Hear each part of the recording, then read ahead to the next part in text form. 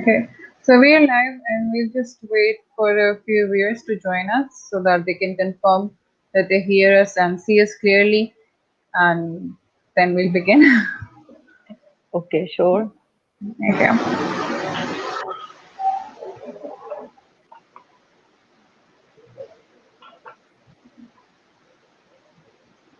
So, okay, I'm getting the few viewers and I'm just gonna wait for the comments.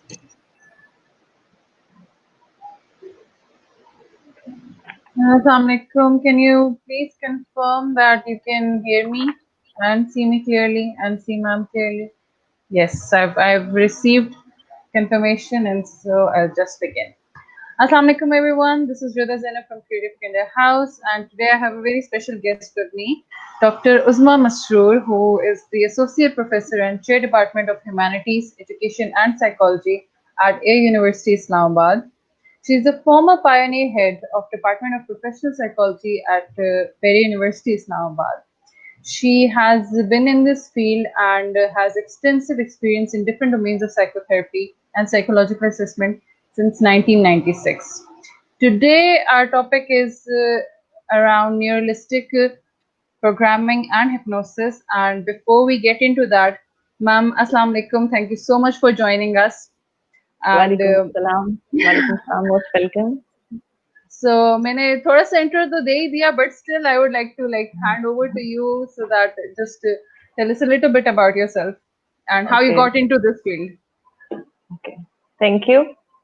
First of all, I would like to thank you, Kinder Horse, and you, Rida, and my special regards for Janet, because आजकल के दिनों में जिस तरह से अब हर चीज online हुई भी है और हम लोग जो हैं प्रैक्टिशनर्स या फिर academicians, we are quite busy with these online classes and other stuff. Exactly. So she caught me and she asked me to have this session.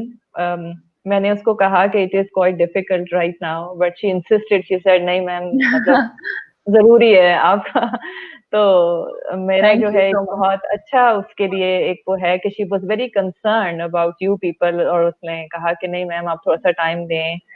So first of all, I would like her to thank you her. Further, अगर आप if you want to ask about my introduction, I should tell about myself or how I got into this field. Hanji, you've been like I said in the intro, practicing since 1996. जी लोग जी जी आज भी कह रहे होते हैं कि psychology का क्या स्कोप है नहीं है, और मतलब even in this era, तो आपने उस वक्त you got into the field, so I suppose I just want to ask why, what was your अच्छा motivation? हाँ देखें, I will be very honest.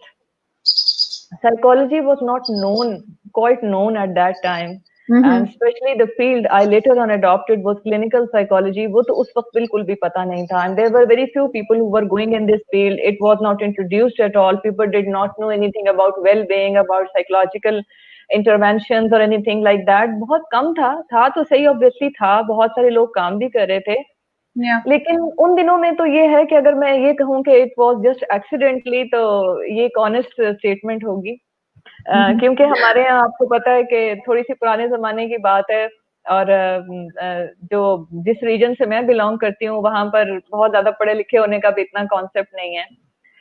But when I adopted this in my graduation, and later on it was like एक तो नई field emerge हो रही थी. Back in 1993 की बात है, 94 की बात है, तो उसमें people started talking about psychology और एक वो सिनेरियो डेवलप हो गया था. Then I kept on staying in touch with this subject, and luckily I happened to go to Karachi, where there was this Institute of Clinical Psychology, and at that time it was only one of the two institutes working in Pakistan for the high degrees in clinical psychology. So luckily मुझे वहाँ पे मौका भी मिला, and then I started. So since then मैंने psychology को पढ़ा भी, और day one से मेरा जो emphasis था that was related to dealing with the mental states, emotional problems, psychological problems, mental disorders. इन चीजों के साथ जरा इंटरेस्ट भी था, और उसके साथ मतलब कुछ मौका भी मिला, अच्छे टीचर्स मिले, अच्छी एनवायरनमेंट मिली, और तो इस तरह से मैंने सीखा.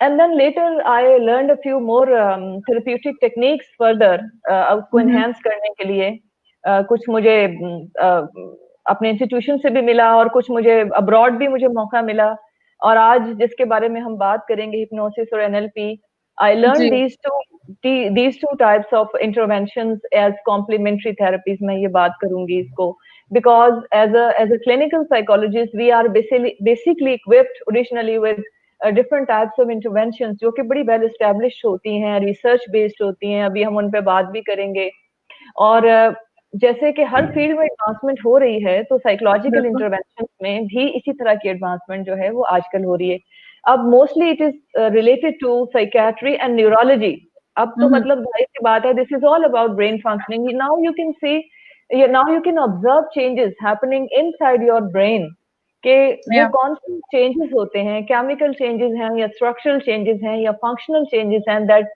basically take place when you start working on your thoughts on your thought patterns या अपने overall जो आप thinking method use कर रहे हैं तो ओवरऑल मतलब ये लर्निंग रही अब इस फील्ड में फिर then I after learning deep therapy मैंने कभी भी फिर I never stayed out of touch हमेशा ये कि क्लिनिक करते हुए मुझे तकरीबन यही 23-24 साल हो गए हैं one on one therapy session करते हुए काउंसलिंग सेशन करते हुए तो कभी कभी मजाक करती हूँ कि लोग किताबें पढ़ते हैं एक दफा मुझे बड़ा ख्याल आया किसी ने कहा कि आपने आज तक कितनी किताबें पढ़ी हैं तो पहले मैं बहुत गहरी सोच में पड़ गई मैंने कहा कि क्या मैं ये कहूँ कि भाई मैंने तो कोई किताब नहीं इस तरह मतलब इस तरह से तो नहीं ऑब्वियसली पढ़ी जैसे लोग शौक से पढ़ते हैं फिर मैंने फिर कहा कि 1 मिनट एक इंसान भी पूरी किताब की तरह होता है उसका एक एक पेज पढ़ा है मैंने हर इंसान के दिमाग को पढ़ा है उसकी इतना कुछ सीखा है हर इंसान से तो ये भी एक ड्यूटी है डिस्कवरी है ये भी एक कंटिन्यूस आप समझें कि लर्निंग है आपकी when you work with people different minds हैं उनके साथ आप काम करते हैं तो ये है मेरी स्टोरी और फिर अभी चूंकि आज आप बच्चों के हवाले से बात करने वाले हैं मैं आपको एक और बात बताती हूँ जी जी मेरी ओवरऑल जो मैंने अपना रिसर्च वर्क किया पीएचडी के अंदर वो ऑटिस्टिक बच्चों के ऊपर था मेरा उस जमाने में बैक इन 2002 की बात है कि कराची के अंदर ऑटिज्म के नाम से people were not that familiar हालांकि कराची एडवांस जगह Karachi is relatively advance city of Pakistan उसमें भी पहली दफा ऑटिज्म को मतलब एक तरह से एक्सप्लोर करना और स्पेशली बिहेवियरल एस्पेक्ट ऑटिज्म का क्योंकि usually it is manifested in behavioural patterns तो बिहेवियर को पढ़ना बिहेवियर को मॉडिफाई करना तो मैं समझती हूँ कि उस जमाने में भी 2002 में भी जब मैंने अपने इंस्टीट्यूट में इस काम को शुरू किया तो आई स्टिल रिमेम्बर कि एक वहां पर एक इंस्टीट्यूट था it was neuromuscular rehabilitation centre way I started working with children जिनको लर्निंग डिसेबिलिटी उस वक्त कहा जाता था इंटेलेक्चुअल डेफिशिएंसी अब तो नाम भी थोड़े मॉडिफाई हो गए and then autism spectrum disorder and related disorders या एस्पर्जर्स हो गया या ये प्रैग्मेटिक डिसऑर्डर्स हो गए लैंग्वेज डिसऑर्डर स्पीच डिसऑर्डर ये सारी एक ये प्रॉपर सेंटर था और ये न्यूरोमस्कुलर रिहैबिलिटेशन यहाँ पे प्रोवाइड होती थी where I initially went for data collection for my PhD मगर वहां पर इतना ज्यादा वो सेटअप मेरा जो है वो स्ट्रांग हो गया कि then I started working in that institute and it was also affiliated पहले नहीं था but later on when I started assessments IQ assessment शुरू की लर्निंग डिसेबिलिटी को डायग्नोज करना शुरू किया डिफरेंट स्पेक्ट्रम डिसऑर्डर्स को मैंने जब डायग्नोज करना शुरू किया in collaboration with my own institute of clinical psychology तो ये वाली चीजें थी वो ज्यादा जरा मतलब स्ट्रांग हो गई और एक वहां पे स्कूल था फॉर द फर्स्ट टाइम वहां पर इंक्लूसिव एजुकेशन के नाम से उन्होंने एक सेटअप शुरू किया उस सेटअप में क्या होता था कि वो चूंकि मैं I was working as a psychologist I had some help provided there तो we used to create the profiles of the students children की प्रोफाइल बनाते थे उसमें आईक्यू उसमें इंटेलेक्चुअल लेवल उसमें उनका अचीवमेंट लेवल देते थे और उसके बाद इंडिविजुअल एजुकेशनल प्लान बना के हम स्कूल में देते थे फिर वो फॉलो होता था और फिर उसकी रीवैल्यूएशन होती थी अब it was not merely education side उसकी बिहेवियरल मैनेजमेंट भी चल रही होती थी वो भी फिर मॉनिटर करना होता था फिर इसी ऑर्गेनाइजेशन के साथ इसी न्यूरोमस्कुलर रिहैबिलिटेशन सेंटर के साथ अपना एक स्पेशल स्कूल था अब 3 डायमेंशंस में आई was working with different type of different abilities जिसको हम अभी कहते हैं मसलन लर्निंग के इश्यूज के साथ I was associated with the school. Autism या ऑटिज्म स्पेक्ट्रम रिलेटेड डिसऑर्डर के साथ मेरा अपना सेंटर काम कर रहा था, और एक स्पेशल स्कूल था जो इंटेलेक्चुअल डेफिशिएंसीज या स्पीच पैथोलॉजी के साथ जो बच्चे थे या दूसरी डिसेबिलिटीज उस वक्त के साथ जो बच्चे थे उनके साथ काम करते। तो ये एक प्रॉपर एक इंटीग्रेटेड सेटअप था जिसमें एक न्यूरोलॉजिस्ट, एक चाइल्ड साइकियाट्रिस्ट और ये सब लोग मिलके हम टीम वर्क करते थे। तो that was the best time, I learned a lot in my life. मैंने जब इसको मल्टीपल स्पेक्ट्रम से इसको देखा, और फिर autism basically became my own speciality for many years. बहुत अरसे तक मैं अभी भी अगर कभी आप पूछें कराची में किसी से बात करें या कोई रेफरेंस देना हो तो they send reference to me कि ये ऑटिज्म का केस है भी या नहीं, आप इसको डायग्नोज कर दें। या फिर चूंकि पीएचडी का काम भी इस पे था, तो बच्चों वाला जो एरिया है, जब मुझे जैनब ने कहा, तो बच्चों वाला एक ऐसा एरिया होता है कि मैं आमतौर पे ना अपने आप को पुल बैक नहीं कर सकती, क्योंकि मैं अब इसके साथ उस तरह से इन टच नहीं हूँ। I still have been providing these psychological assessment reports देती रही हूँ मैं। लेकिन अब चूंकि एक तो कुछ इस वजह से भी जो अभी थोड़ा सा हम रिस्ट्रिक्ट हो गए, हमें होना तो नहीं चाहिए था, लेकिन हमारी थोड़ी फंक्शनिंग भी वो हुई है। इसके अलावा मेरी अपनी कुछ और कमिटमेंट्स की वजह से मैं बहुत ज्यादा इंटरेस्ट नहीं हूँ। मगर ये जो फोरम होते हैं, ये जो आपका फोरम है, थोड़ा सा यूनिक है आज मेरे लिए, तो I would like to share my information, अगर वो किसी के काम आ सके तो। Definitely, ma'am. We would be honored and like really we are thankful that you're here to share your extensive knowledge with us. Before we move on to the topic, which is NLP, जैसे कि अभी आपने कहा कि आपने उस वक्त around 2002 जी जी आपने ऑटिज्म पे काम शुरू किया। करना शुरू किया। हम्म। और अभी आज भी लाइक लोग कह रहे हैं, लोग क्या कह रहे हैं, I mean we can obviously we all see कि हमारे कंट्री में अभी भी थोड़े सा अवेयरनेस इश्यूज हैं ऑटिज्म के बारे में, और अगर अवेयरनेस है भी तो we don't have a complete क्या कहना चाहिए सिस्टम स्टिल, थोड़ा सा अभी भी access to resources and information जी इन मुश्किल है, मेबी मुश्किल है, rural it is area. Difficult, it is difficult लेकिन या। फिर भी मैं आपसे पूछना चाहूंगी कि फ्रॉम 2002 टू नाउ 2020 कितना आपको ज्यादा चेंज फील होता है? जी जी देखिए, चेंज जो है वो मुझे बहुत ज्यादा फील होता है। This is something very positive about that. Although we still lack in information and Yeah. especially the services we should provide to this population, the population is the autistic children or related disorder, क्योंकि अब उसको autism भी नहीं कहते, अब तो autism ASD autism spectrum जैसे कि DSM-5 जी हमारा जी। चेंज होता जाता है, तो वो हम कहते हैं। ऑल्दो कि वी आर स्टिल लैकिंग, हम इसमें बहुत काम कर सकते हैं, मगर उसके बावजूद भी इंफॉर्मेशन बहुत हद तक people are quite aware of this, क्योंकि जो नॉर्मल स्कूल्स हैं जहाँ पे आप बच्चों को लेके जाते हैं, पेरेंट्स फौरन आइडेंटिफाई कर सकते हैं कि उनका बच्चा स्पीच में डिले है, या या उसकी जो बिहेवियर पैटर्न है वो थोड़ा सा पिक्यूलियर है या थोड़ा सा एक्सेंट्रिक है, वो उसको पिक कर लेते हैं आमतौर पे। अभी जो प्रॉब्लम आ रही है वो दो चीजों की वजह से ज्यादा आ रही है। पहली चीज तो ये है कि कोई डेफिनेट कोई प्रॉपर प्लेस अवेलेबल नहीं है जहां पे आप जाके प्रॉपरली डायग्नोज करा सकें। I can name of you institutions here जो कि इस्लामाबाद में भी काम करें, लाहौर में भी बहुत अच्छा काम हो रहा है, मतलब एक्सेप्ट फॉर दीज 2-3 अच्छे और सेटअप्स, लोगों को अमूमन मिसगाइड ही किया जा रहा होता है। लोगों को बिल्कुल। अंदाजा नहीं होता। आप जनरल फिजिशियन के पास जाएं तो शायद जनरल फिजिशियन को उस तरह से आइडिया ना हो, ही कैन सिंपली मेंशन कि जी आप जाके इसको फर्दर इवेलुएट करवा लें, मगर वो कहाँ जाएं और कैसे जाएं, जब तक कि वो बहुत लेट नहीं हो जाते, जब तक कि बच्चा जो है वो 1-2 ग्रेड्स के बाद बेचारा रह रह के पीछे और बहुत सारे साइकोलॉजिकल इश्यूज में से गुजर नहीं जाता, या पेरेंट्स की बहुत ही ऐसी सिचुएशन नहीं हो जाती कि वो मतलब ठीक ठाक मेंटली डिस्टर्ब और डिसअपॉइंटेड हो चुके होते हैं। तो पहला जो प्रॉब्लम है वो ये कि प्रॉपर जो है, आप कहना चाहिए कोई फोकल प्लेस नहीं है, या कोई ऐसी सर्विसेज का सेंटर होना चाहिए जहां पे जाके आप ये करें। खैर इसमें और भी चीजें हैं, कभी प्रोफेशनली बात हुई तो मैं वो भी करूंगी और मैं अप्रिशिएट भी करूंगी कि कुछ हैं।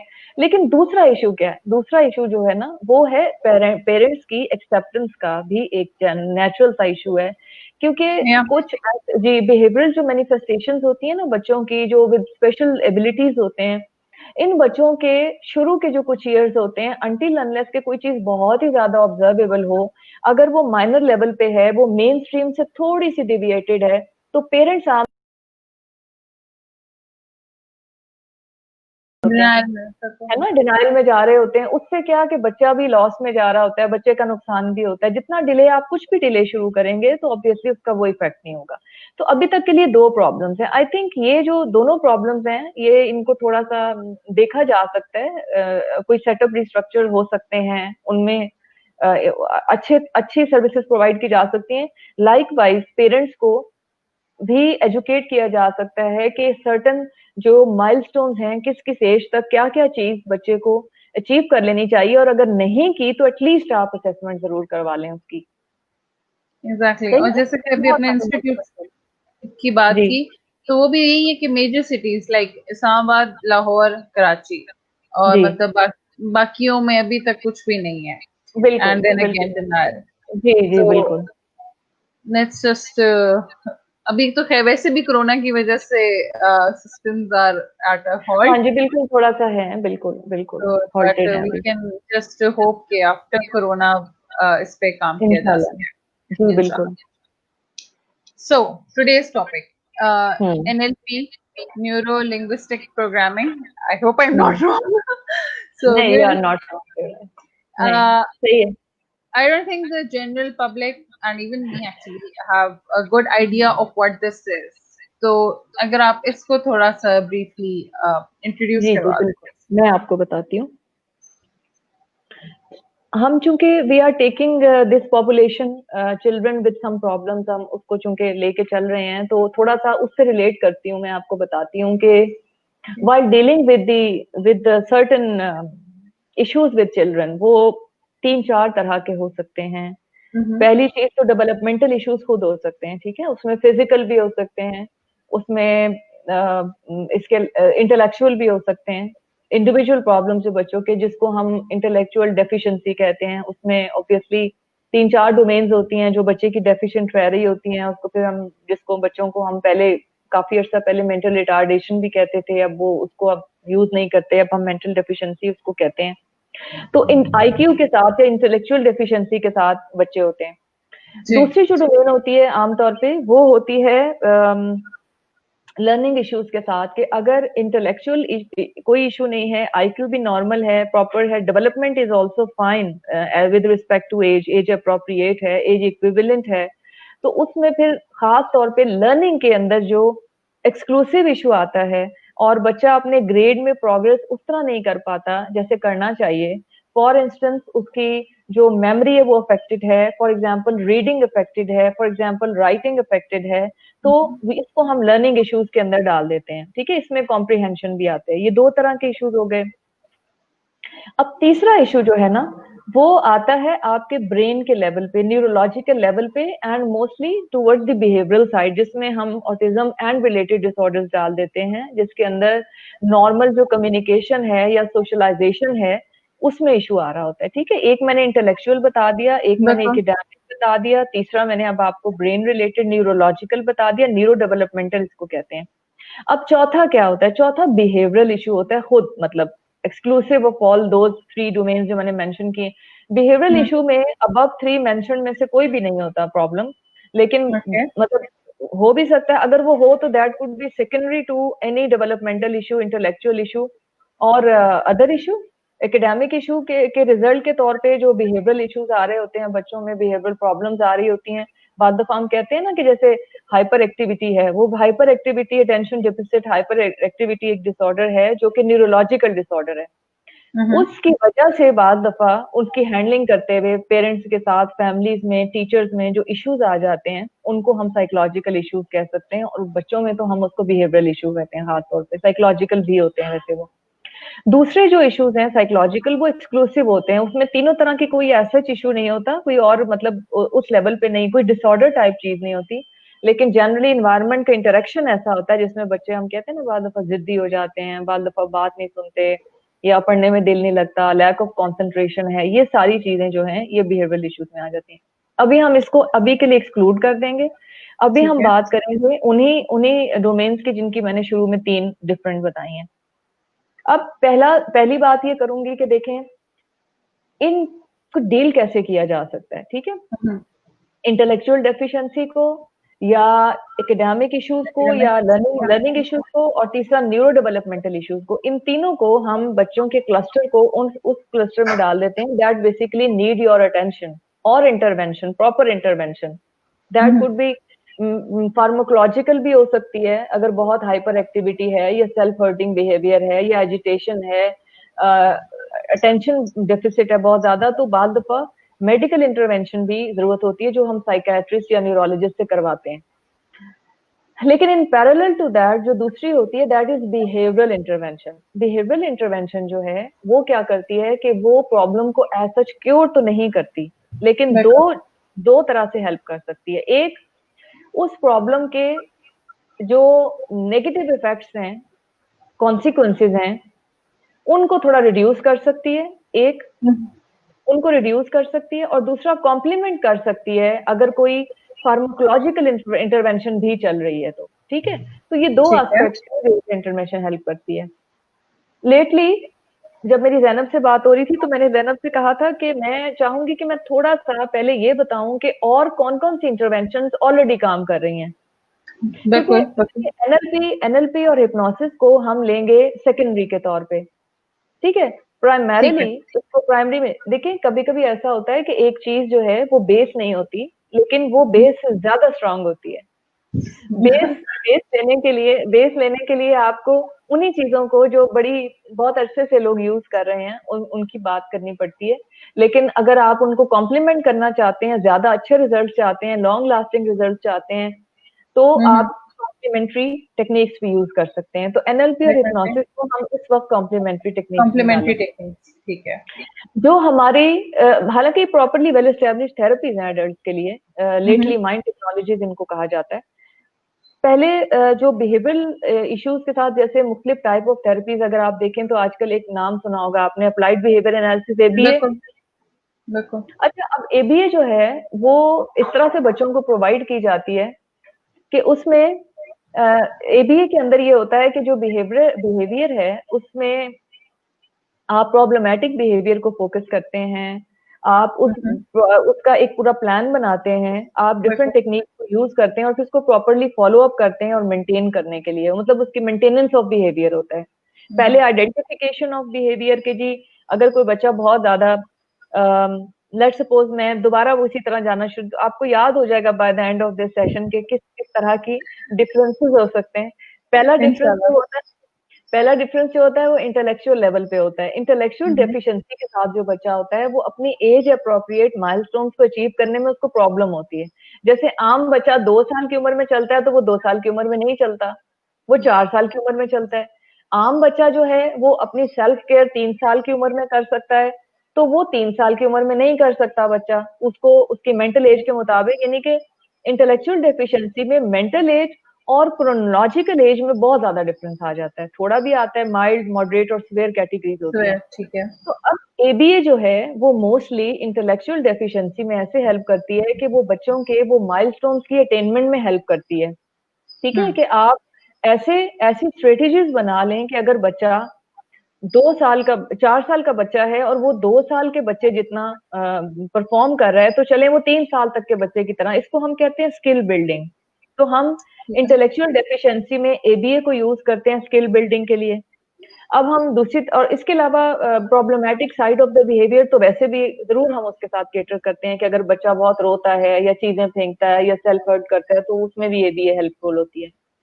इसी तरह एकेडमिक्स में अचीवमेंट में ये होता है कि क्योंकि बच्चों के साथ जब एकेडमिक प्रॉब्लम्स हो रही होती हैं तो वो आम बच्चों की तरह ना समझ पा रहे होते हैं, ना रिस्पॉन्ड कर पा रहे होते हैं, ना कैचअप कर पा रहे होते हैं। ठीक है, क्या होता है कि टीचर्स भी अनॉय हो रहा होता है, टीचर को भी काफी इश्यूज आ रहे होते हैं, पेरेंट्स ज्यादा तंग होते हैं कि वो बच्चों की क्लास के साथ नहीं चल पा रहा, पढ़ नहीं पा रहा, लिख नहीं पा रहा। उस सूरत में भी ये आपको बहुत अच्छा स्किलफुली एनेबल करती है कि आप छोटे छोटे टारगेट सेट करें और बच्चे को रीइंफोर्समेंट देते जाएं, तो बच्चा उसको अचीव करता जाएगा रिलेटिवली कम टाइम में, विद लेस एफर्ट वो बच्चा अचीव करना शुरू हो जाएगा। फिर जो न्यूरो डेवलपमेंटल डिसऑर्डर्स हैं, जो थर्ड कैटेगरी है, उसके अंदर ये भी ऐसे करती है कि उसमें वो वाले बिहेवियर जो बहुत एक्सेसिव होते हैं और वो वाले बिहेवियर जो डेफिसिट होते हैं। इन दोनों में हम एबीए को अप्लाई करते हैं। एबीए को इस तरह आप डिफाइन करें, अगर इसको मैं सिंपल लैंग्वेज में बताऊं तो this is manipulation of rewards and punishment. अब यूजुअली पनिशमेंट को हम इम्प्लीमेंट नहीं करते, जैसे पनिशमेंट होती है हम तो कहते हैं चलो मैं आपको पनिश कर दूंगी, कॉर्नर में खड़ा। Punishment is not punishment as such in ABA. Punishment वो चीज होती है कि if you withdraw something that child really like, something favourable. Punishment हमारी एबीए में ये होती है कि you take away something that is favourable to the child, या to provide something that is unfavourable to the child. ठीक है, so this is kind of manipulation हम करते हैं। तो दिस इज, ये तो एबीए हो गई यहाँ पे खत्म। ठीक है, ये इस तरह से एबीए। आ जाते हैं न्यूरो लिंग्विस्टिक प्रोग्रामिंग और हिप्नोसिस में। पहले आपको ma'am, before we continue, I'm just gonna take a comment. जी एक क्वेश्चन है, because जैसे कि आपने अभी 4 कैटेगरीज की बात की, तो बिम्ते इकबाल का क्वेश्चन है, in which category speech delay और GDD etc. would be counted?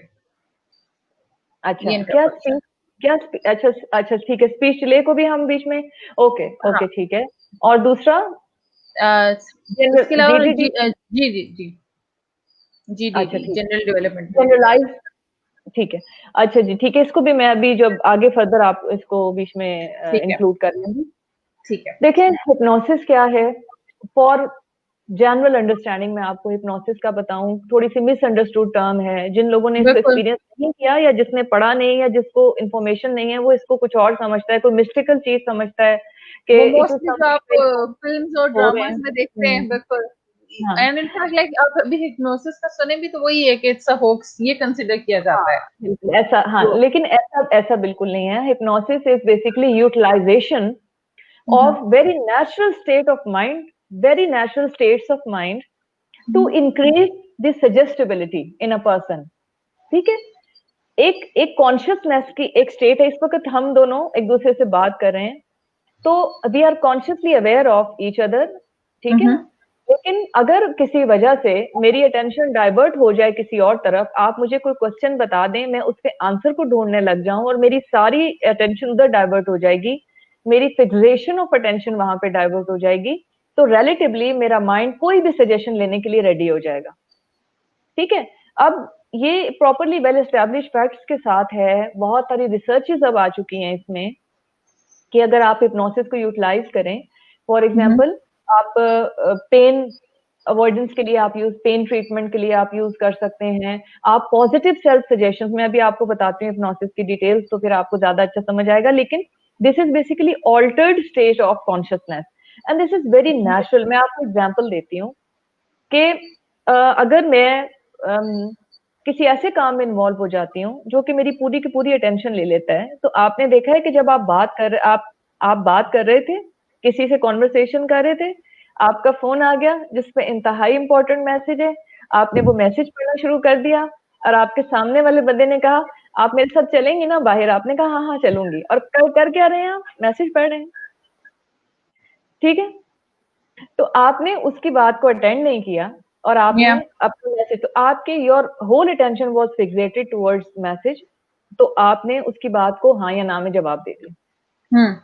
अब ये होता है इसमें बेसिकली कि इट इज बेसिकली अंडरस्टूड कि everybody has positive capabilities inside.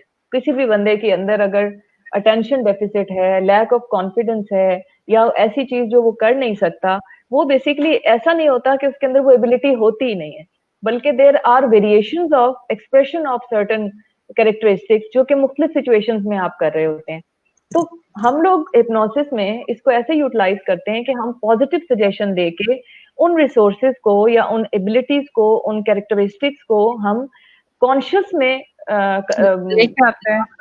लेके आए और हेल्प करें किसी भी इंडिविजुअल को कि वो अपने आप को पहले से बेहतर कर सके। ठीक है, अब नेचुरल स्टेट्स ऑफ हिप्नोसिस क्या होंगी कि सोने से थोड़ी देर पहले अगर आप देखें तो एक, चूंकि it is all related to the brain activity, mostly it is related to जब आप फुली एक्टिव होते हैं किसी में, तो आपका जो ब्रेन वाइब्रेशंस हैं वो बीटा पे होती हैं। ठीक है, तो बीटा लेवल वो होता है जो मोस्ट एक्टिव होता है।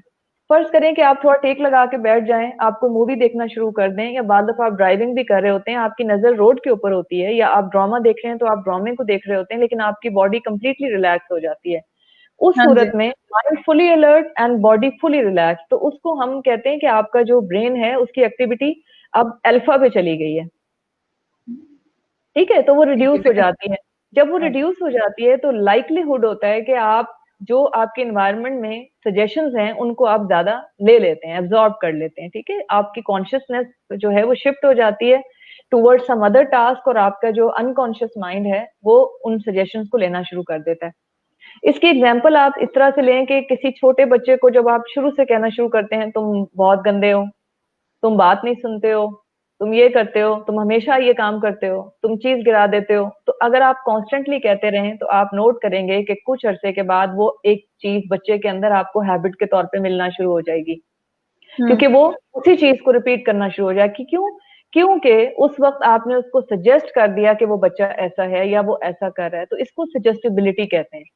सजेस्टिबिलिटी के अपने रूल्स होते हैं कि हम लोग सजेस्टिबल उस वक्त होते हैं जब कोई अथॉरिटी हमें कुछ कह रही होती है। अगर आप डॉक्टर के पास जाएं, आपके सर में दर्द होगा, आपको कोई फ्रेंड कह दे कि नहीं आपने चाय नहीं पी तो आपके सर में दर्द है, ठीक है, हाँ जी। तो आप उसको बिलीव नहीं करेंगे, ठीक है। लेकिन अगर यही बात फॉर एग्जाम्पल डॉक्टर आपसे कह देता है कि भाई आपको चाय पीने की आदत है, आपने शायद चाय नहीं पी तो आपके सर में दर्द है, तो क्या है, आप डॉक्टर की बात मानेंगे? क्योंकि इस वक्त इस चीज में डॉक्टर अथॉरिटी है, ठीक है। तो hypnosis hypnosis basically a state of mind that we achieve acquire to enhance the suggestibility in someone, in a person, ठीक है, सिंपल सी डेफिनेशन है।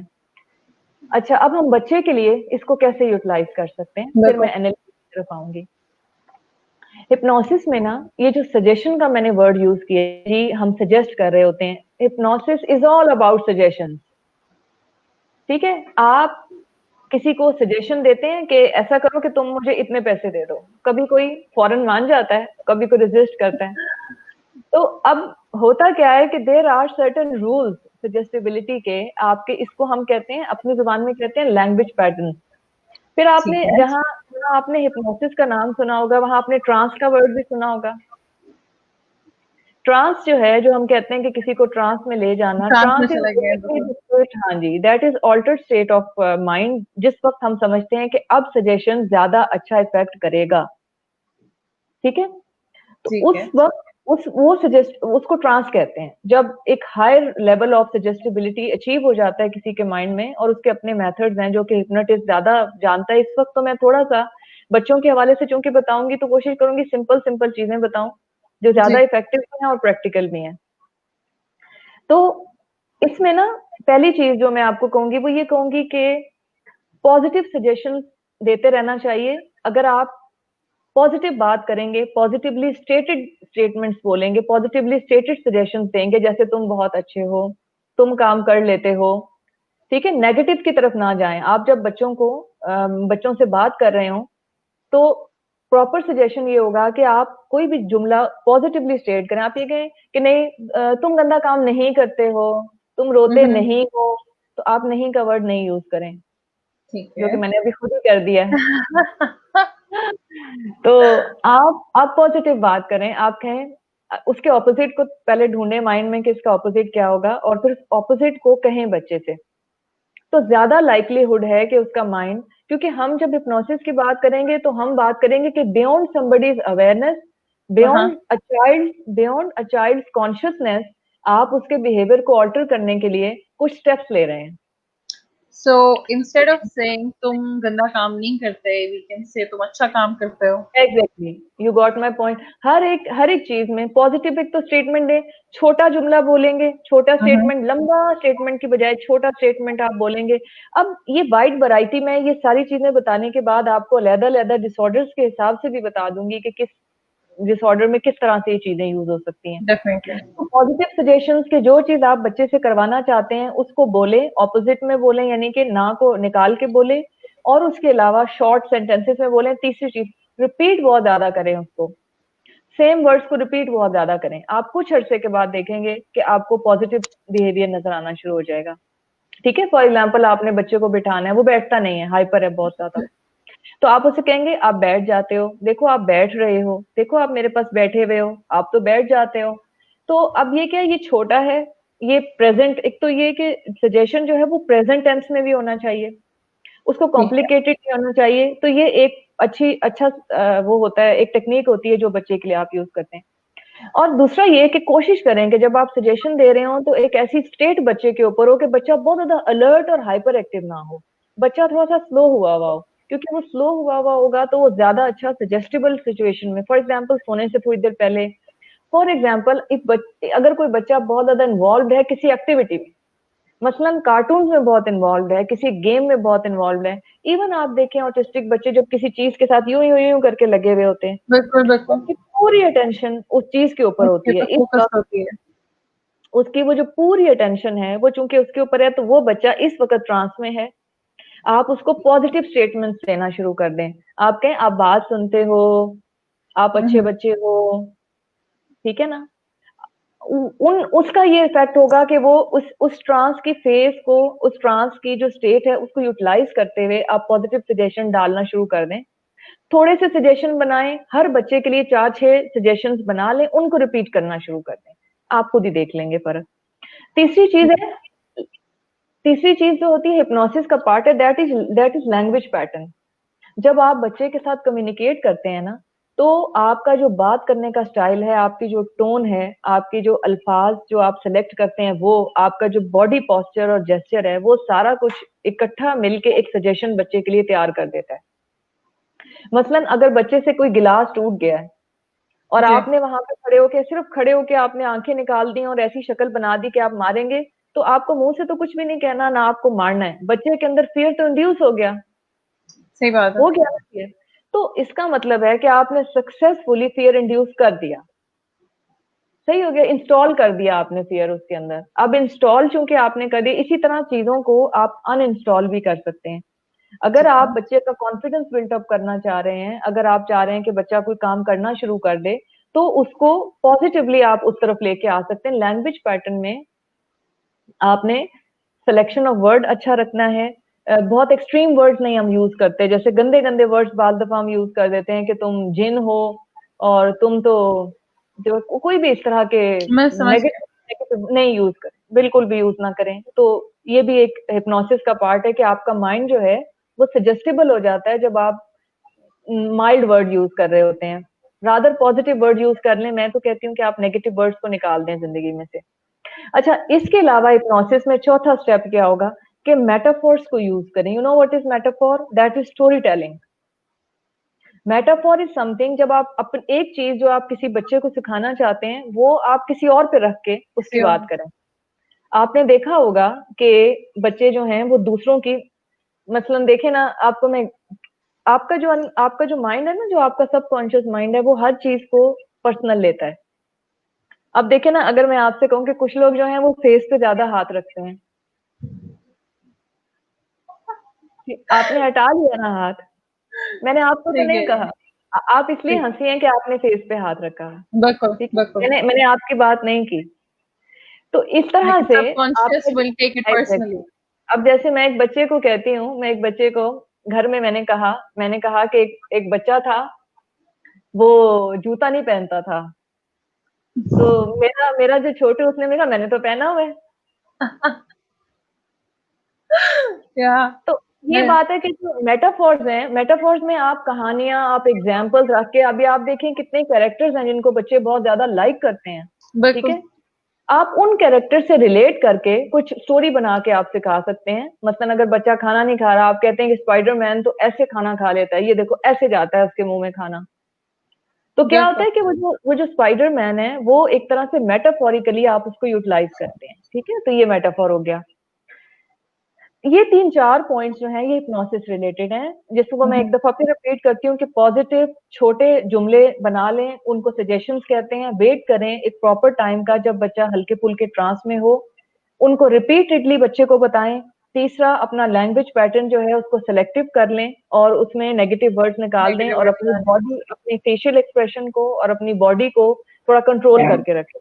और पॉजिटिवली जिस तरह का मैसेज आप देंगे, देखें फर्स्ट करें कि दरवाजे पे कोई नॉक करता है और मदर जो है वो परेशान होकर दरवाजे को देखती है, तो बच्चा क्या करेगा? कोई खुश खुश तो नहीं होगा ना इस बात से, वो भी परेशान होकर दरवाजे को देखेगा। सही बात है। तो अपना बिहेवियर जो आपका मतलब पेरेंट्स का बिहेवियर या टीचर्स का बिहेवियर जो होता है वो भी एक तरह से मॉडल कर रहा होता है, सजेस्ट कर रहा होता है, बच्चे को हिप्नोटिकली सजेस्ट कर रहा होता है कि क्या करना चाहिए। तो उसके बारे में थोड़ा केयरफुल रह लें। और चौथी चीज ये कि मेटाफोर और स्टोरी टेलिंग के थ्रू जो भी इंप्रूवमेंट आप बच्चे में लाना चाहते हैं वो किसी और की एग्जाम्पल दे के उसकी एग्जाम्पल दे दें जिससे बच्चा इंस्पायर है, उसकी एग्जाम्पल दे दें जो बच्चे को समझ ज्यादा अच्छी आ जाएगी। तो एज अप्रोप्रिएट आपने अंडरस्टैंडिंग डेवलप करनी है। ये अब हिप्नोसिस के बारे में हो गया। अब मैं एनएलपी के बारे में आपको 5 से 6 मिनट बताती हूँ, देन आई वुड लाइक कि अगर आप क्वेश्चन पूछना चाहते हैं तो मैं आंसर कर दूंगी। अच्छा, ये था हिप्नोसिस का। अच्छा, न्यूरो लिंग्विस्टिक प्रोग्रामिंग क्या है? Neuro linguistic programming actually 1990s में एक माइंड टेक्नोलॉजी के नाम से इंट्रोड्यूस हुई थी। ये बेसिकली इस तरह से वजूद में आई थी कि जो साइकोलॉजिकल कहना चाहिए प्रिंसिपल्स हैं, थ्योरेटिकल प्रिंसिपल्स, उनको प्रैक्टिकली अप्लाई करके देन एंड देयर और इंस्टेंट रिजल्ट्स कैसे अचीव किए जा सकते हैं। ठीक है, तो मोर और लेस जो लोग हिप्नोसिस को यूटिलाइज करते हैं, यूज करते हैं, वही एनएलपी को भी करते हैं, क्योंकि दोनों में थोड़ा ओवरलैपिंग भी आपको मिलेगा। क्यों? क्योंकि एनएलपी जो है वो भी अनकॉन्शियस पे काम करती है, अनकॉन्शियस या सबकॉन्शियस, जैसे आपका दिल चाहे आप इसको कह सकते हैं, क्योंकि अनकॉन्शियस से लोग यूजली एग्री नहीं करते, उनके मतलब अनकॉन्शियस इज समथिंग के बस अनकॉन्शियस। तो आपके सबकॉन्शियस पे कैसे इफेक्ट करती है हिप्नोसिस? तो वर्ड्स के थ्रू, आपकी बॉडी लैंग्वेज के थ्रू, आपके स्टेटमेंट्स के थ्रू करती है, आपके ओवरऑल बिहेवियर के थ्रू करती है।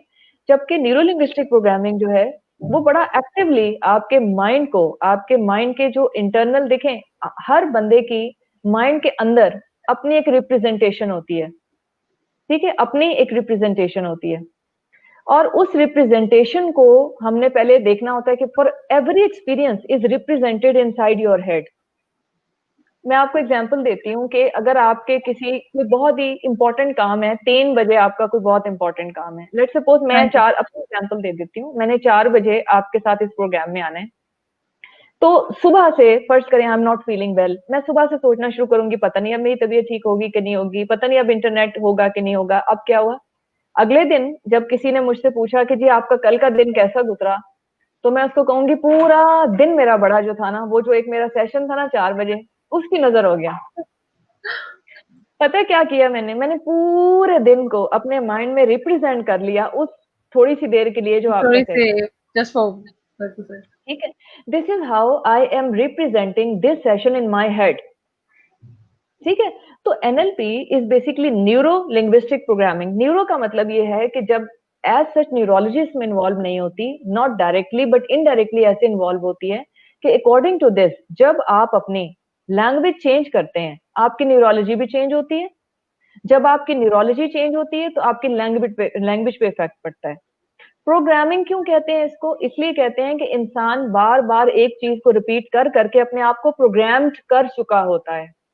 We are already programmed for something. मसलन एग्जाम का नाम आना है तो मुझे पैनिक होना ही होना है। क्यों? क्योंकि आई एम प्रोग्राम्ड कि एग्जाम आएगा तो मैंने पैनिक हो जाना है। ठीक है, तो आपको प्रोग्राम्ड किया हुआ है। तो न्यूरो का मतलब है कि न्यूरोलॉजिकली आपकी जो 5 सेंसेस हैं, आपने अपनी एनवायरनमेंट में से डेटा लेना है तो आपने 5 सेंसेस के थ्रू लेना है। ठीक है, अगर मुझे कुछ जानना है अपनी दुनिया के बारे में तो छठी कोई मेरी हिस्स नहीं है इस वक्त। छठी हिस्स जो होती है that is enhancement of these 5 senses, जो हम बाद में डेवलप कर सकते हैं, या होती होगी कुछ लोगों को नेचुरली भी होती होगी, बट 5 सेंसेस के थ्रू जो डेटा मेरे ब्रेन ने एक्वायर किया, मेरे माइंड में चला गया, वहां पर उसको मैंने कोड कर लिया एक लैंग्वेज के तौर पे, मैंने वहां पे उसको कोड कर लिया। फिर उसके बाद उसकी प्रोग्रामिंग मैंने मतलब इस तरह से कोड किया कि उसको मैंने फिर रिपीट किया। तो it is all about the acquiring of data and then utilizing of this data. जैसे आप सीपीयू की, मैं आपको, सीपीयू अब हुआ करता था, अब तो लैपटॉप है, हमारे जमाने में तो वो होता था कीबोर्ड जो होता था हमारा इनपुट है, हमारा इनपुट है, मॉनिटर हमारा स्क्रीन है, और बीच में एक चीज आती है सीपीयू। ठीक है, अब क्या हुआ, मैंने एक वर्ड डाल दिया गूगल के ऊपर, मैंने डाल दिया कि जी ये किंडर हॉर्स मैंने डाला। अब मैंने अपना जो डेटा इनपुट दिया उस पर, उसने मेरे प्रोसेसर में चला गया, मेरे प्रोसेसर ने कुछ किया और मेरी स्क्रीन पे ये आ गया, ये जगह है। इसी तरह इंसान के ब्रेन माइंड के अंदर क्या होता है कि इनपुट आता है 5 सेंसेस से, 5 सेंसेस एक्ट करती हैं लाइक अ कीबोर्ड। माइंड अपने अंदर उसकी कोई कोडिंग करता है, कुछ करता है माइंड के अंदर, वो सीपीयू का काम करता है। एंड स्क्रीन क्या है? डिस्प्ले है हमारा बिहेवियर। मेरी एंजाइटी, मेरी परेशानी, मेरी चीजों को डील करने का तरीका, वो मेरा डिस्प्ले है, वो मेरा स्क्रीन है। तो NLP is about working inside the processor of your mind to alter the data कह लें। वो जो डेटा डाला था उसको हम थोड़ा सा इधर उधर करते हैं, उसको थोड़ा सा प्लस माइनस करते हैं। वो मैं बताती हूँ कैसे करते हैं। उससे क्या होता है कि डिस्प्ले चेंज हो जाता है।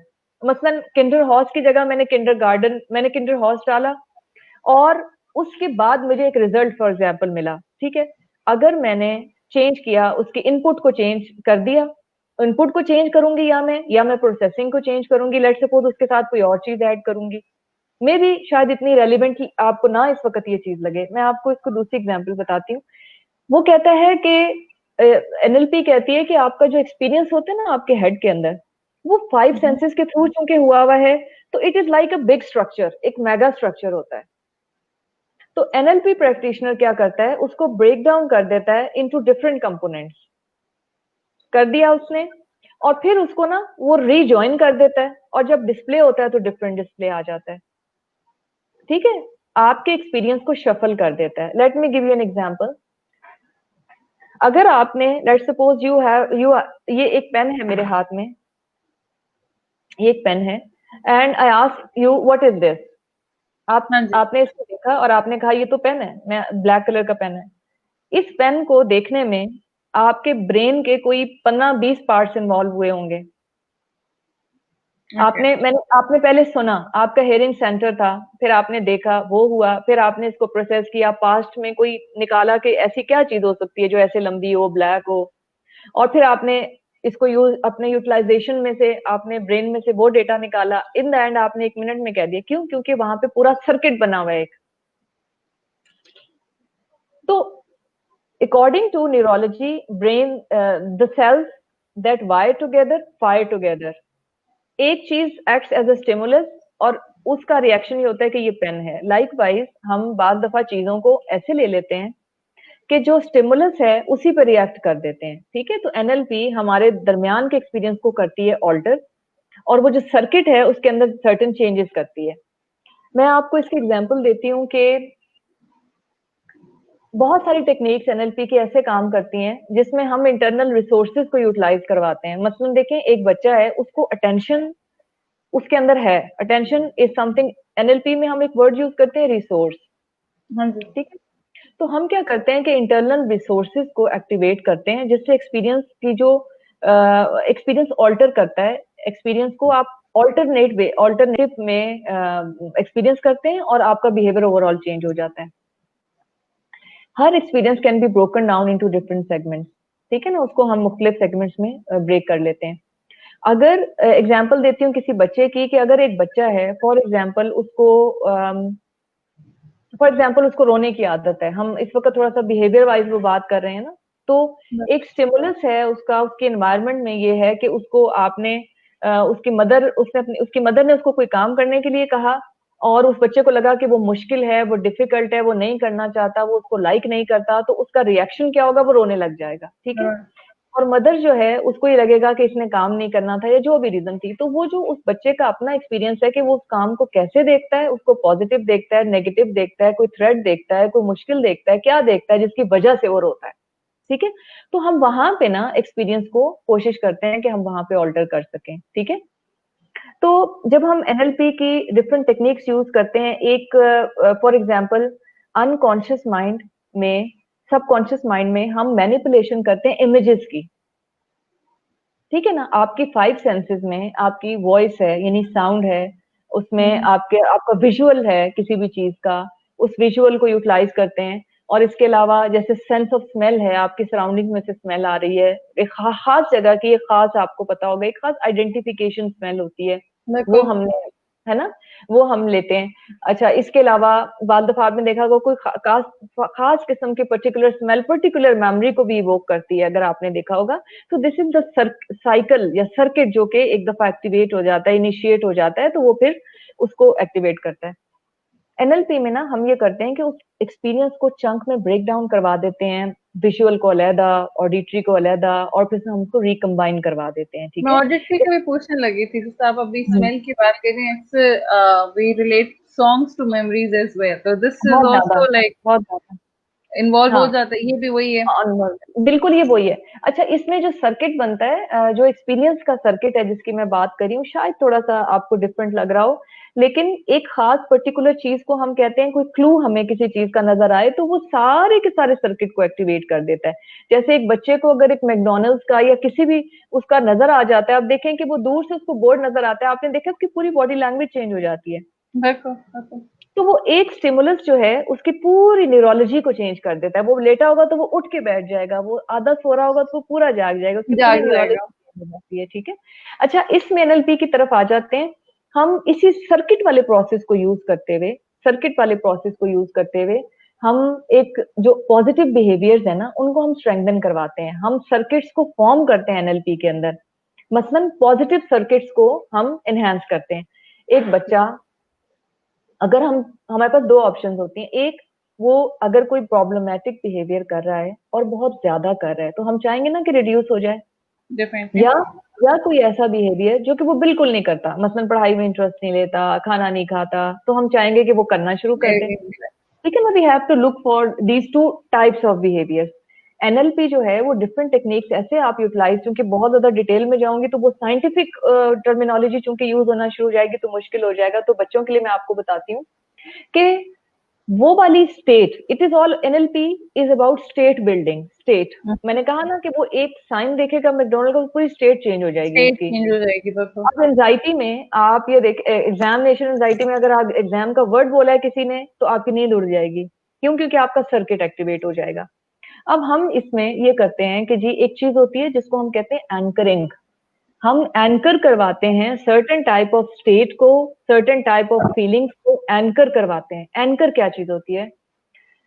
आप चाहते हैं कि वो बच्चा जो कम काम कर रहा है वो ज्यादा करे, तो you have to wait for the time कि जब वो ज्यादा कर रहा हो इत्तेफाक से, ठीक है ना, या आप करवा लेते हैं, आप उससे कोई काम करवा लेते हैं। मसलन वो लिख लिख नहीं रहा, आप उसको जब वो लिख रहा हो, जब वो लिखने की स्टेट में मजबूत हो, आपने उस स्टेट को यूटिलाइज करना है। उस स्टेट को, जब वो लिख रहा हो, उस वक्त के हिसाब से आपने उस वक्त कोई अपना क्लू सेट कर देना है बच्चे के साथ। एक हम करते हैं फिजिकल एंकरिंग, एक हम करते हैं विजुअल, ऑडिटरी भी करते हैं। फॉर एग्जाम्पल, उसमें वो लिखने लग गया, आपने कहा शाबाश, ये तो बहुत अच्छा काम कर रहे हो, ये क्या हुआ है, ये आपने उसको उसको आपने ऑडिटरी एंकर दे दिया है। ठीक है, वो जब भी वो काम करेगा आप मुंह से ये बोलेंगे कि ये तो बहुत अच्छा काम कर रहा है, तो आप इसको एंकर कर रहे हैं पॉजिटिव बिहेवियर को थ्रू योर प्रेज। फ्रेज। तो तरह ये जो विजुअल है। एंकरिंग है, hmm, sorry I am interrupting you, ये जो एंकरिंग है, ये sort of isn't it like the reinforcement जो हम एबीए में कर रहे होते हैं? रीइंफोर्समेंट भी कह सकते हैं, लेकिन ठीक यहाँ है। पे थोड़ा सा कॉन्सेप्ट थोड़ा सा डिफरेंट होता है। वो ऐसे होता है कि वो रीइंफोर्समेंट तो होती ही होती है, हाँ जी। लेकिन उसके साथ साथ उसको बिहेवियर को स्ट्रेंथन करने के लिए भी एक स्ट्रेटेजी होती है। हम्म। ठीक है ना, स्ट्रेटेजी उस बिहेवियर को स्ट्रेंथन करने के लिए भी होती है, सॉर्ट ऑफ रीइंफोर्समेंट होती है। अच्छा, इसमें ये होता है कि आपके मल्टीपल रिसोर्सेज भी यूज हो रहे होते हैं ना। जैसे बच्चा लिख रहा है तो तवज्जो भी है उसकी, उसकी मोटर एक्टिविटी भी काम कर रही है कि वो लिख रहा है, उसका फोकस भी उस चीज की तरफ है। ठीक है, तो वो 3-4 रिसोर्सेज ऐड हो गए, तो उस बच्चे की उस वक्त वो राइटिंग वाले फेज में है। एट जी। दैट टाइम आप पॉजिटिव विजुअल कर लें या आप कोई चीज दे दें उसको, कोई चीज दे दें, तो इसको हम मतलब कहते हैं टेंजिबल एंकर है। फिर हम उसको कई दफा अच्छा सा फेस बनाते हैं, स्माइलिंग फेस उसको देते हैं, या उसको टच करते हैं या हक करते हैं, तो एक तरह से वो पॉजिटिव रिइंफोर्समेंट हो जाती है। तो पॉजिटिव स्टेट्स को, अच्छा स्टेट, अब आपने रिइंफोर्समेंट का पूछा ना, जी। इसमें ना ज्यादातर आपकी बॉडी भी इन्वॉल्व होनी चाहिए, आपकी न्यूरोलॉजी भी इन्वॉल्व होनी चाहिए। बच्चे को प्रॉपरली खुद एक्साइटेड होना चाहिए किसी चीज को करते हुए। अगर वो प्रॉपरली खुद एक्साइटेड है और उसको रीइंफोर्स कर रहे हैं तो आप उसके बिहेवियर को मजीद स्ट्रेंथन कर रहे हैं, ठीक है। अच्छा, ये एंकरिंग है, एंकर करें अच्छे बिहेवियर को किसी ना किसी क्लू से, एक चीज हो गई। दूसरी चीज ये कि NLP is about creating images in your mind, creating images in your mind. मसलन अगर आप जैसे आपने हिप्नोसिस में तो आपने उसको वर्बलाइज किया था ना कि स्पाइडरमैन ऐसे खाता है, एनएलपी में आप उसके माइंड में बकायदा पिक्चर्स को क्रिएट करते हैं। अच्छा देखो, आंखें क्लोज करो, इमेजिन करो कि स्पाइडरमैन आपके पास बैठा हुआ है और वो आपसे कह रहा है आप खा लो, ठीक है। इसमें ना आप 5 सेंसेस को इन्वॉल्व करते हो। Just remember, NLP is about 5 senses, NLP is about states. 5 senses को यूटिलाइज करते हुए स्टेट ही चेंज हो जाती है बच्चे की। जब वो स्टेट चेंज हो जाएगी तो आप कहेंगे आपने एनएलपी अप्लाई की है, मैम ठीक है। ये 2 क्वेश्चंस इन्हीं से रिलेटेड है जी मेरे पास कमेंट्स में। एक तो like I put both of them up. Abdul Ahmed ji is asking, are hypnosis and NLP related to each other?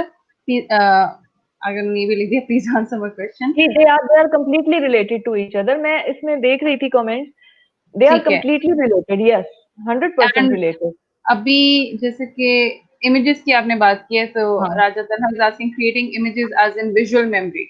देखिए Visual विजुअल memory. मेमोरी तो बिल्कुल, विजुअल मेमोरी अगर है ना, ऑलरेडी है, तो उसको इनहेंस करा दें, उसके कलर्स ब्राइटन करवा दें, साउंड्स लाउडर करवा दें, ठीक है। मसलन अगर आपको मैं एक बात बताऊं, अगर आप बच्चे को ये कहना कि देखो तुम्हारे पास ना स्पाइडरमैन बैठा हुआ है, मैं बार बार स्पाइडरमैन कह रही हूँ, मुझे 2-4 ही नाम आते हैं, चले बैटमैन कह लेते हैं, तुम्हारे पास बैटमैन बैठा हुआ है, इसकी बजाय आप कहें तो बड़ा सा बैटमैन बैठा हुआ है, Yeah. उसके बड़े से विंग्स हैं, ठीक है। तो क्या होगा कि आप उसकी जो सेंसेस है ना, उनके सब मोडालिटीज को इनहेंस करके बोलेंगे तो ज्यादा अच्छा इफेक्ट होगा। जी ठीक है।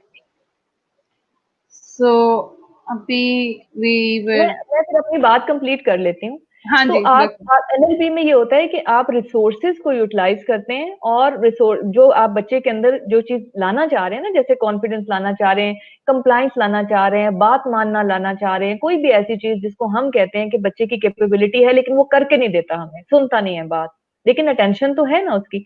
तो जिस टाइम वो अटेंशन दे रहा हो उस टाइम उसको आप कॉम्प्लीमेंट कर दें और एंकर कर दें। इसके अलावा उसकी विजुअल इमेजरी को एनहेंस करवा के उसको आप मसलन एग्जांपल दे सकते हैं। हमारी एनएलपी के अंदर एक टेक्निक यूज होती है जिसको हम कहते हैं इसको हम कहते हैं न्यू बिहेवियर जनरेटर, कि आप किसी आइडियल पर्सन की जो पर्सनालिटी है उसको अपने अंदर इमेजिन करवा देते हैं, ठीक है। आप इमेजिन करवाते हैं कि विद ऑल दोज कैरेक्टरिस्टिक जो फलां की हैं, तुम इमेजिन करो तुम्हारे अंदर भी वो आ गई हैं। तो आप ये वाला काम भी कर सकते हैं कि आप उसको इमेजिन करवा सकते हैं कि अगर आप फलां अगर अगर कोई अपने फादर को आइडलाइज करता है और आप कुछ इस तरह का रिसोर्स चाह रहे हैं, तो आप कहें कि आप इमेजिन करो कि थोड़ी देख लिया आप वो बन गए हो, ठीक है। देखिए ये जो है ना, this is all about NLP and hypnosis, they both are about the manipulation of your mental imagery and your subconscious mind. This is all about manipulation.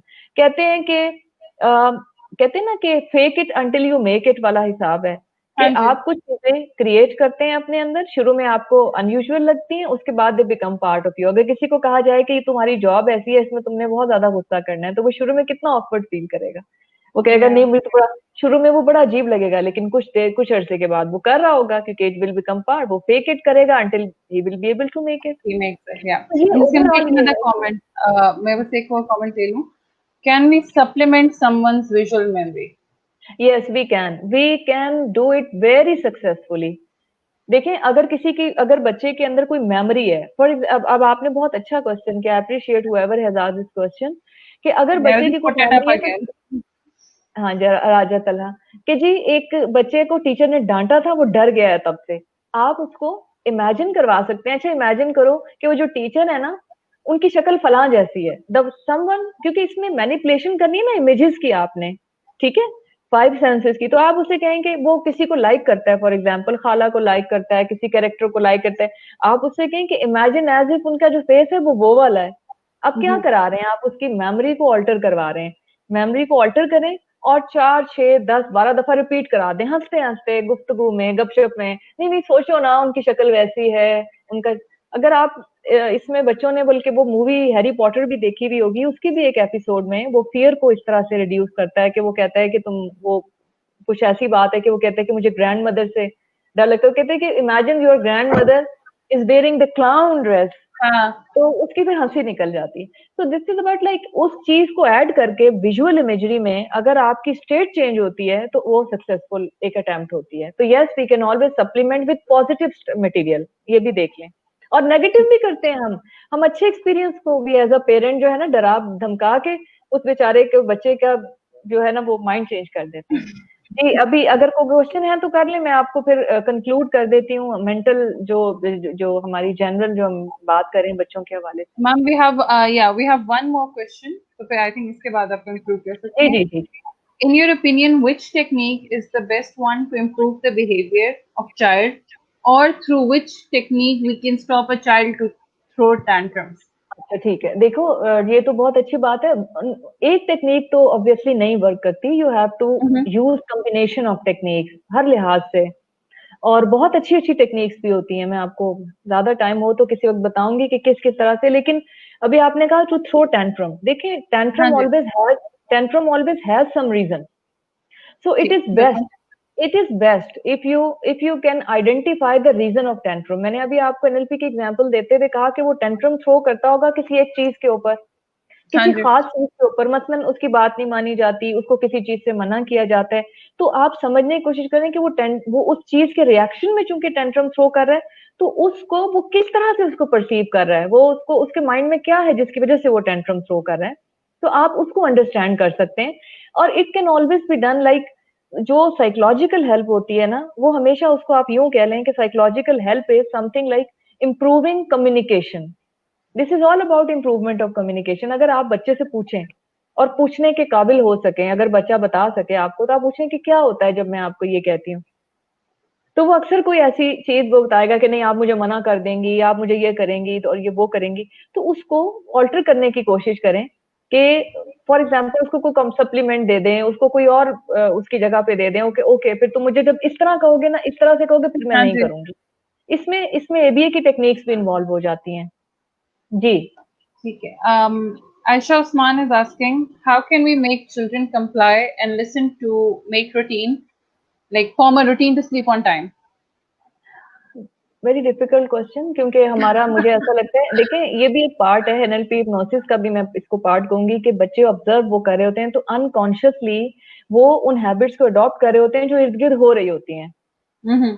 ये भी आप देखिएगा। तो one of the best techniques या four most technique तो ये होती है कि आप एनवायरनमेंट ही को इस तरह से ऑल्टर करें कि everybody has to go to sleep. पहली बात, एटलीस्ट मतलब एक करने की कोशिश करें, नहीं कर सकते बाद दफा, आई नो नहीं कर सकते, लेकिन चलें आप कोशिश करें। दूसरी बात ये कि always associate some kind of reward to it. ठीक है ना। और अगेन एसोसिएट अ कंडीशन कि ठीक है ये टाइम है, अगर आप इतने बजे नहीं सोओगे ना, फर्स्ट करें कि आप नहीं सो, तो हम कल जो है ना इस चीज को इतना डिले कर देंगे। और फिर ठीक है। कंसिस्टेंटली करें। ये तो हो गया जनरल बिहेवियर को डील करने का तरीका। इसमें एनएलपी और हिप्नोसिस को ऐसे यूज करें कि आप उसे वक्तन फवक्तन कहते रहें। जब वो थोड़ी ट्रांस की स्टेट में जाए, आप उसे कहते हैं आप जल्दी सो जाते हो, मुझे पता है आप सोच रहे हो कि आप सो जाओगे, मुझे पता है आप 1 मिनट में सो तो आप जाते हो, आप वैसे ही कहते रहते हो। हम्म। तो Yeah. पॉजिटिव उसको आप बार बार करते हैं। एनएलपी में आप उसको ये करें कि उसकी जो आइडियल स्टेट है, जो कुछ वो बनना चाहता है, उसको आप वो इमेजिन करवाएं। आप कहें कि फर्स्ट करो कि अगर आप टाइम पे सोते हो तो अब देखें विजुअल इमेजरी क्रिएट करनी है ना। अगर कोई आइडियलाइज करता है किसी एक चीज को, लेट सपोज वो पायलट बनना चाहता है कोई बच्चा, और वो सोचता है कि वो पायलट बनेगा, वो जहाज उड़ाएगा, तो आप एसोसिएट करें। अच्छा इमेजिन करो कि तुम्हारा माइंड, जब तुम सोते हो ना, तुम देखो तुम्हारा माइंड कितना अच्छे से काम कर रहा है और वो स्ट्रांग होता जा रहा है, यहाँ तक एक पायलट वाला वो बन गया है। वो ब्रेन की जो फंक्शनिंग है इतनी स्ट्रांग होगी जैसे एक पायलट की होती है। अब आपने क्या किया, आपने एक विजुअल इमेजरी एक्टिवेट कर दी है।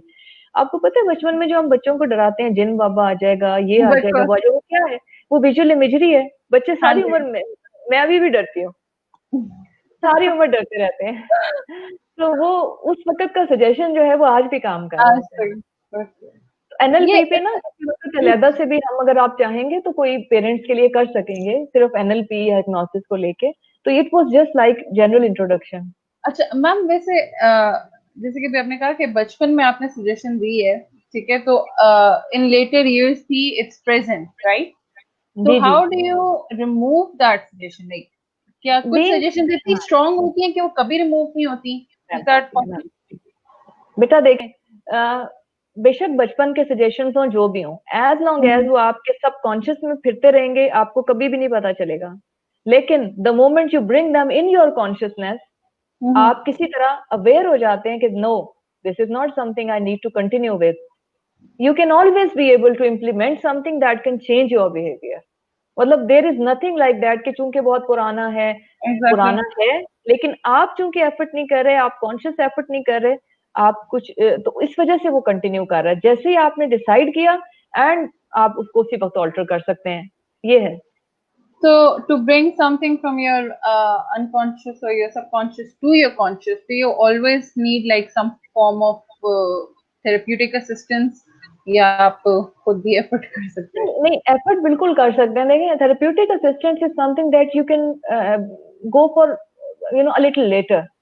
क्योंकि देखिए, शुरू में हर बंदा अपनी कोशिश करता है, चंद बेसिक रूल्स होते हैं ना किसी चीज को कॉन्शियसनेस में लाने के। मसलन पहली चीज, if people have started pointed out और you yourself have observed certain thing in your behavior that you think is not helpful, तो आप पहली चीज जब आपने आइडेंटिफाई कर लिया है उसको, तो you have already started the process.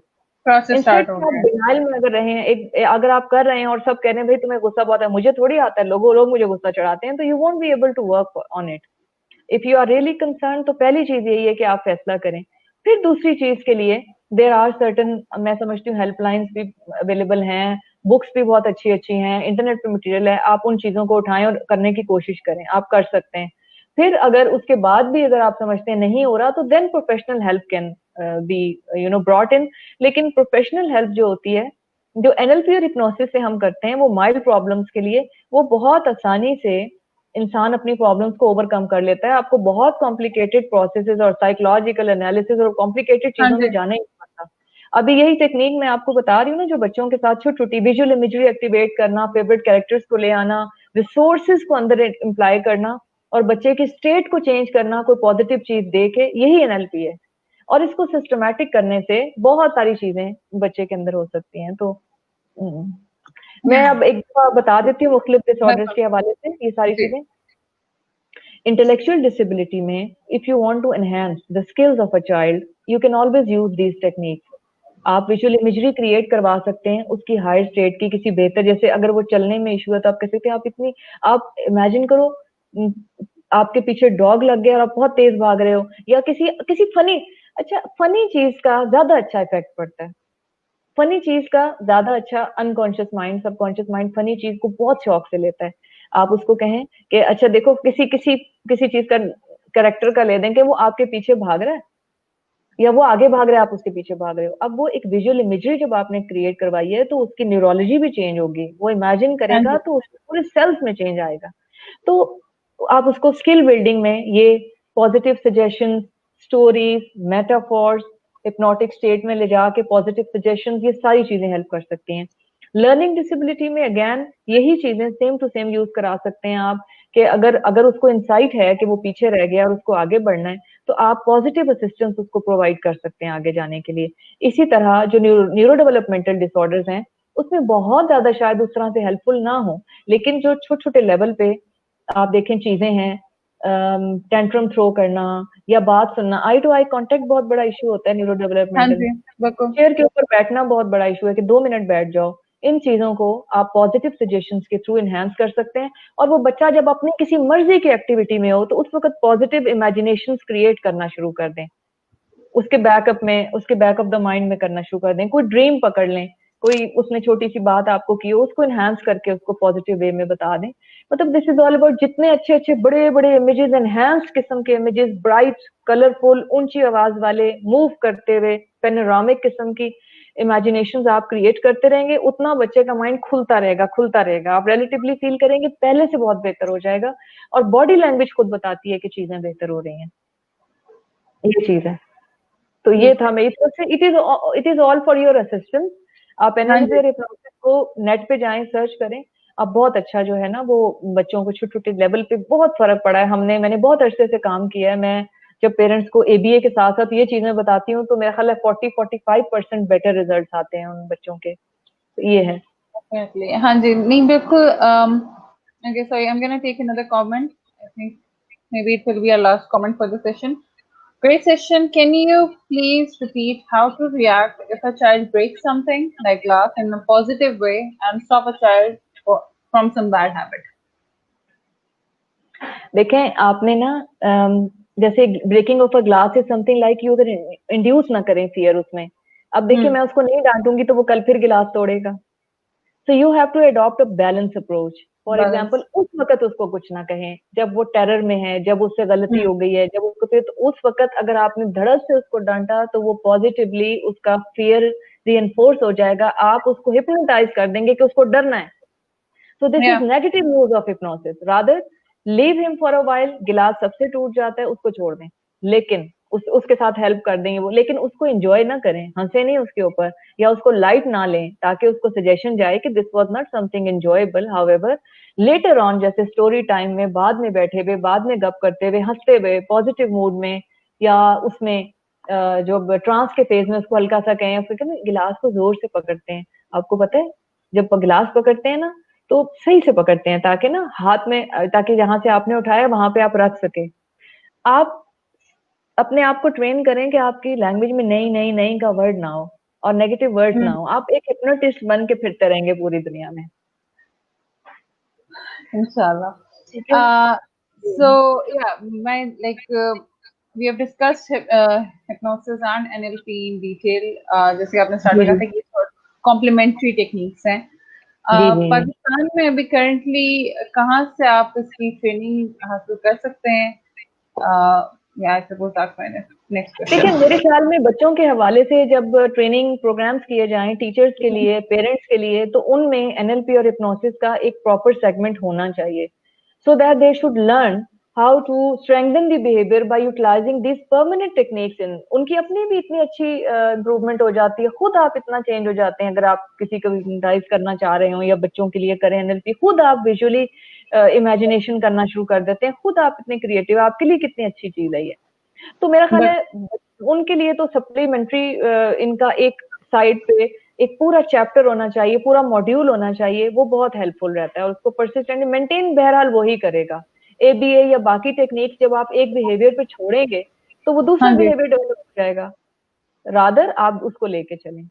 तो ये है। और बाकी एज अ पर्सन अगर आप देखें कि आपने पूछा ट्रेनिंग कहाँ से ली जाएगी, तो हिप्नोसिस और एनएलपी की ट्रेनिंग जो है ये प्रॉपर जो ऑथेंटिक इंस्टीट्यूशंस हैं ये वहीं से होती हैं, और वहाँ के ट्रेनर्स को आप लोकेट करें इंटरनेट पे। अगर आपने एनएलपी सीखनी है, हिप्नोसिस, तो आप उनकी वेबसाइट्स पे जाएं और वहां से जाके जो ऑथेंटिक ट्रेनर्स हैं उनसे ट्रेनिंग लें, इंस्टेड के आप छोटी छोटी वर्कशॉप अटेंड करें, क्योंकि आधी आधी सीखी हुई चीजें जो हैं, और स्पेशली जो अनकॉन्शियस पे आपने अप्लाई करनी है, उनको तो आप आधा आधा ना सीखें, उनको तो आप पूरा सीखें। जी, I suppose they can be like more harmful instead of like being beneficial. अगर आप बिल्कुल half ठीक है। This has been extremely informative, ma'am, and like आप जब बताए जाए, actually like I was just relating it all to my own family कि किस तरह से, because I have a younger brother as well, so हम बिल्कुल मैं उसको relate किए जा रही थी कि how we like react to his behavior or stuff. So thank you so much. ये मेरे लिए इतना informative, so I can imagine कि for a it was Thank you very much for having me here. Thank you. तो आपके कोई भी final concluding remarks और advice for parents? हाँ जी बिल्कुल। एक तो मैंने साथ साथ एडवाइस दे भी दी है, लेकिन इसके साथ साथ मैं फिर भी यही कहूंगी कि पेरेंट्स को भी बहुत होता है कि how to improve their children behaviour, चाहे वो किसी उसके साथ हो, इशू के साथ हो ना हो। लेकिन ये छोटी छोटी चीजें जो मैंने अभी कही हैं, मैंने पहले भी कहा कि just make them part of your own personality, ताकि आपके इर्द गिर्द के लोग इनसे फायदा उठा सकें। हिप्नोसिस और एनएलपी मोर देन के ये साइंटिफिकली प्रूवन भी हो चुकी हैं रिसर्चेस के थ्रू, बहुत ज्यादा हेल्पफुल भी हैं और बहुत प्रोफेशनल और टेक्निकल भी हैं। इसके बावजूद भी इनकी कुछ टेक्निक्स ऐसी हैं जो आप सीख लें तो एज अ पर्सनैलिटी आपको बहुत स्ट्रांग करती हैं और आपके इर्द गिर्द के लोगों को फायदा पहुंचाती हैं। तो बच्चे तो ऑब्वियसली फिर आपके डिस्पोजल पे हैं, जितना आप उनके लिए कर सकेंगे आप करें। अब इस सेशन के बाद आप अगर एनएलपी और हिप्नोसिस फॉर चिल्ड्रन करके फेसबुक पे या कहीं और भी सर्च करेंगे तो you will be able to relate and find कुछ ना कुछ टेक्निक्स आपको मिलेंगी। और अदरवाइज अगर कोई हो तो you can always I will be always available for any sort of further information. Thank you, ma'am, so much. Thank you again for joining us. And thank you to the audience. You have been really engaging. Thank you for some really good questions. And we take your leave now. Thank Allah you. Hafiz. Allah Hafiz.